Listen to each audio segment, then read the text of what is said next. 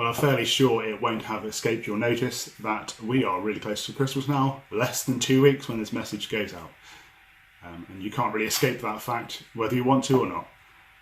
When Pete gave me the opportunity to preach there, he gave me the opportunity to choose whether I spoke last week on 1 Peter and finished out that series, or whether I spoke today and spoke on Christmas. And when he gave me the opportunity to speak on Christmas, I jumped at the chance. 2 reasons for that. One, for the first reason, is pretty terrible.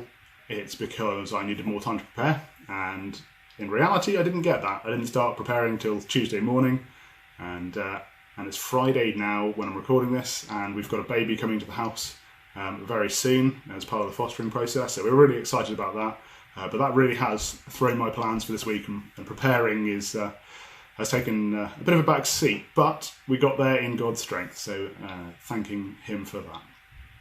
But the second reason I chose to speak on Christmas is this. I really genuinely love Christmas. It's just an amazing time of year, and it's just a real blessing for me personally and for the family.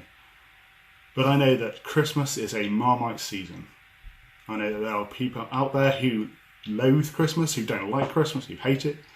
And that's for a number of reasons. There's people who've had painful experiences that bring back bad memories.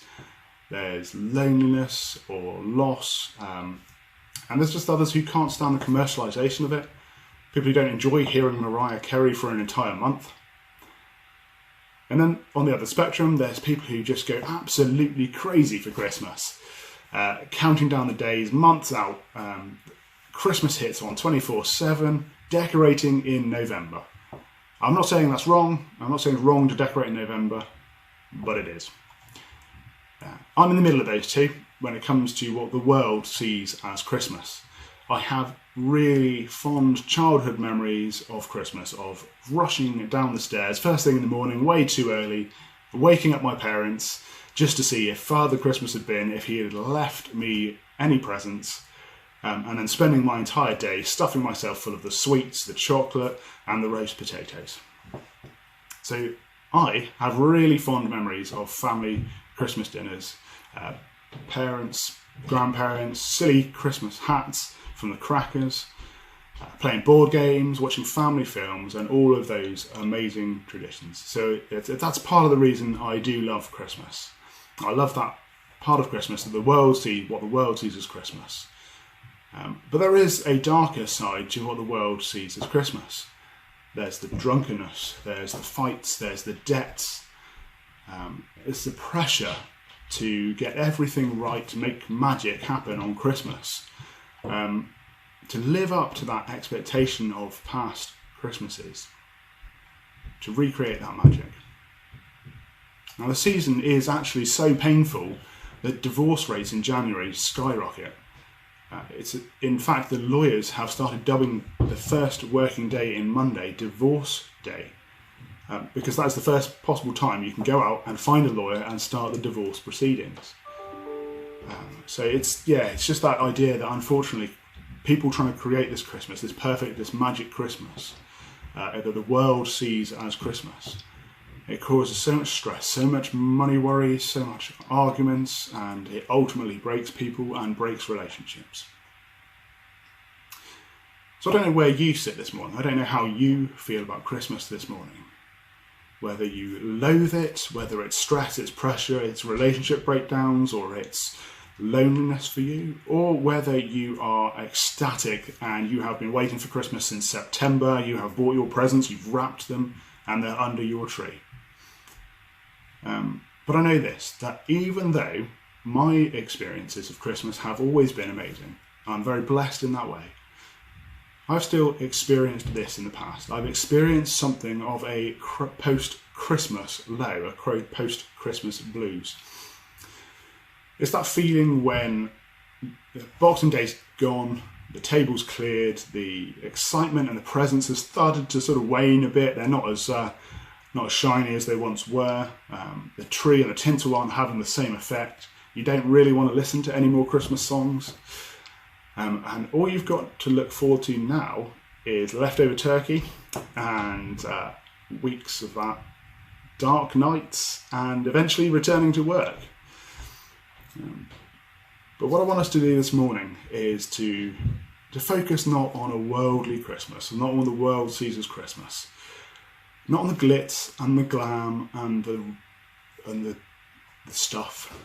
What I want us to focus on is the real thing. I want us to see that there is no post-Christmas low, because we have a gift that gets better with time. Now I'm just going to read you some words that are going to be very familiar to many of you. I'm going to read you Isaiah 9, which says this: "Nevertheless, that time of darkness and despair will not go on forever. The land of Zebulun and Naphtali will be humbled, but there will be a time in the future when Galilee of the Gentiles, which lies along the road that runs between the Jordan and the sea, will be filled with glory. The people who walk in darkness will see a great light. For those who live in a land of deep darkness, a light will shine. You will enlarge the nation of Israel, and its people will rejoice. They will rejoice before you as people rejoice at a harvest, and like warriors dividing the plunder. For you will break the yoke of their slavery and lift the heavy burdens from their shoulders. You will break the oppressor's rod, just as you did when you destroyed the army of Midian. The boots of the warrior and the uniforms blood-stained by war will all be burned. They will be used as fuel for a fire. For unto us a child is born, a son is given, and the government will rest on his shoulders, and he will be called Wonderful Counselor, Mighty God, Everlasting Father, Prince of Peace.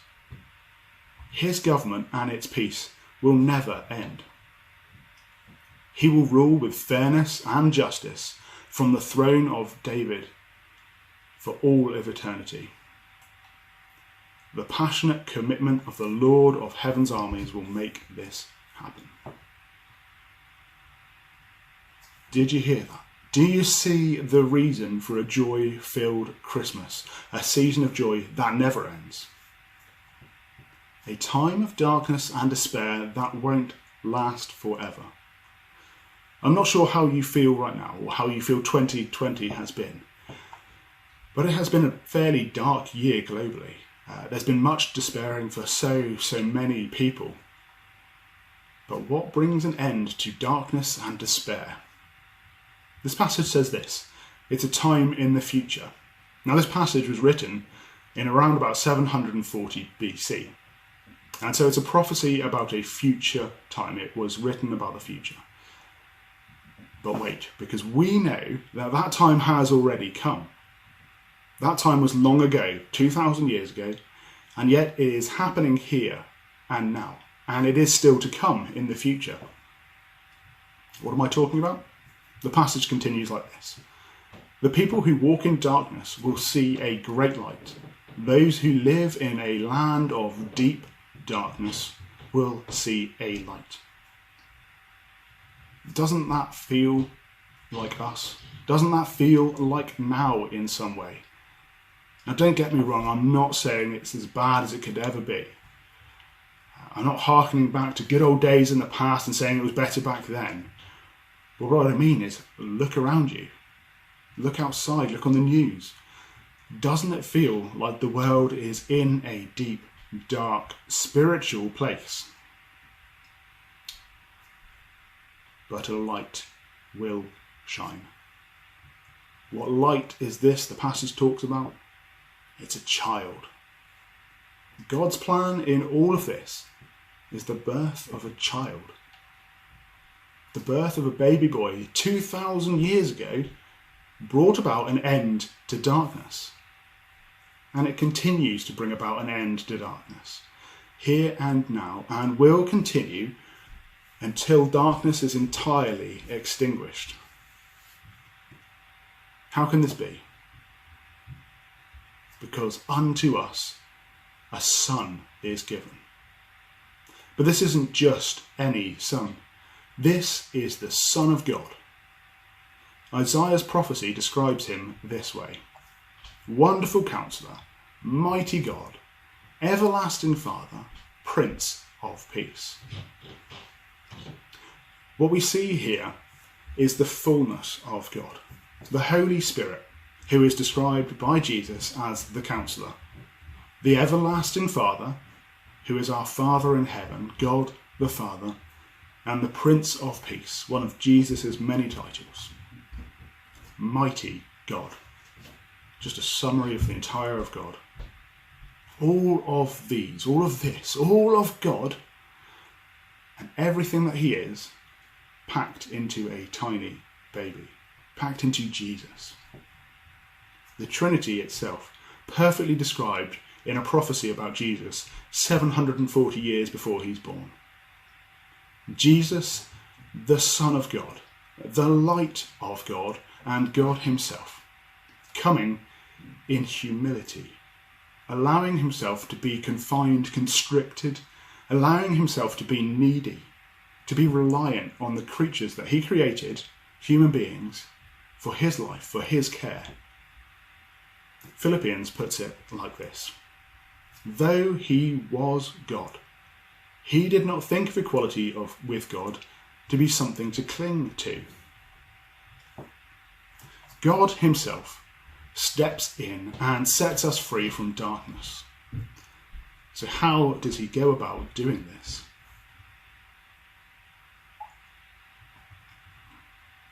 He breaks the yoke of slavery and he lifts the heavy burden from our shoulders. John 8:36 says this: so if the Son sets you free, you are truly free. And Matthew 11:28 says this: then Jesus said, come to me, all of you who are weary and carry heavy burdens, and I will give you rest. You see, for us here now in the 21st century, this isn't oppression like the Israelites knew back in 740 BC. This isn't foreign rulers, this isn't evil kings, this isn't foreign governments oppressing and enslaving a people. No, for us here now, it's a different type of oppression, but we do know oppression. It's a spiritual oppression, it's a spiritual slavery. This is addiction and anger and greed and lust and pride. This is oppressive ways of thinking and acting and behaving. John 8:34 says this: I tell you the truth, everyone who sins is a slave of sin. But Jesus can and will set you free of this slavery. He breaks the oppressor's rod. John 12:31 says this: the time for judging this world has come, when Satan, the ruler of this world, will be cast out.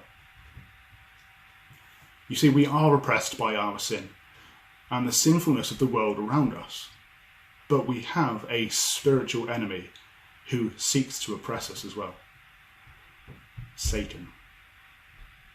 But Jesus breaks the oppressor's rod. Satan's rule is over. Jesus defeated him on the cross. Jesus has given us a way to be free from the power and reign of Satan. He has made a way for us to return to God, our Father in heaven. And at the end of time, God will throw Satan into hell. It'll be Satan's final defeat. So again, this is something that's been fulfilled and will be fulfilled in the future. Let me read. The boots of the warriors and the uniforms blood-stained by war will all be burned. They will be used as fuel for the fire. Now this speaks of peace. This speaks of an end of war. But we are all too aware that this hasn't happened yet. We know there isn't a full and complete peace on earth, and there hasn't been since this was written. But we have a promise here. We have a promise that full and complete peace is coming, that there will be an end to darkness. Darkness will be destroyed by the light that is Jesus. And it is being destroyed now. It is being destroyed right now. It was being destroyed when Jesus came. It's being destroyed now, and it has been ever since he came. And it will be destroyed completely in the future. He will rule with fairness and justice from the throne of his ancestor David for all eternity. Jesus came, Jesus died, Jesus rose from the dead, Jesus went up to heaven, and Jesus is coming again. When he comes back, there will be no end. He will rule for all of eternity. This, as Christians, is our hope. This is our joy. It's the promise of a God who cannot lie. A God who has seen the beginning from the end and who stands outside of time. A God who loves you, who loves me, who loves us so much that he would take the ultimate humiliation and suffering so that he could take a rebellious and ungrateful ragtag bunch of people like us, and he could turn us into his bride, into his royal priesthood, his holy nation. We see so much injustice in the world. We see governments of the world oppressing. We see wars, and we see minorities persecuted. We see Christians killed for their faith in greater number now than in any other time in history.